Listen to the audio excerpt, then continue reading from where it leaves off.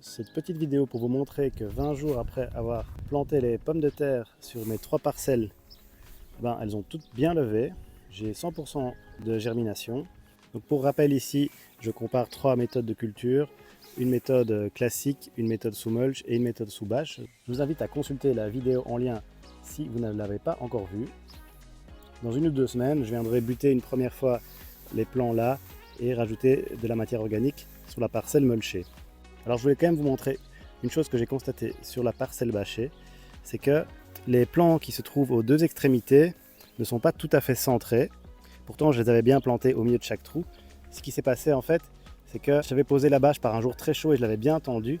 Et avec la température qui est redescendue, elle s'est un peu contractée. Ce qui fait que les plants situés aux extrémités sont un peu décalés par rapport au milieu du trou. Ici sur le bout, j'ai même dû un peu agrandir certains trous. On peut voir par exemple que cette pomme de terre-ci, elle cherche vraiment à retourner vers le milieu du trou, mais en fait elle est sortie à ce niveau-là. Je ne sais pas si vous avez déjà eu le cas, moi c'est la première fois que ça m'arrive. Donc si vous posez une bâche un jour où il fait très chaud, il ne vaut mieux pas trop la tendre parce qu'après elle risque de se recontracter, ce qui fait que les plantes qu'on aura mis dans les trous ne seront plus tout à fait centrées. Bon, au final c'est pas très grave parce que les pommes de terre vont se débrouiller pour aller chercher la lumière, mais je me dis que si j'avais su ça avant, j'aurais fait un peu autrement, donc je voulais vous en faire part. Voilà, c'est tout pour aujourd'hui. Nous, on se retrouve dans une prochaine vidéo. Et si ce n'est pas encore fait, je vous invite à vous abonner à cette chaîne pour voir la suite de ce grand test sur les pommes de terre. Salut tout le monde!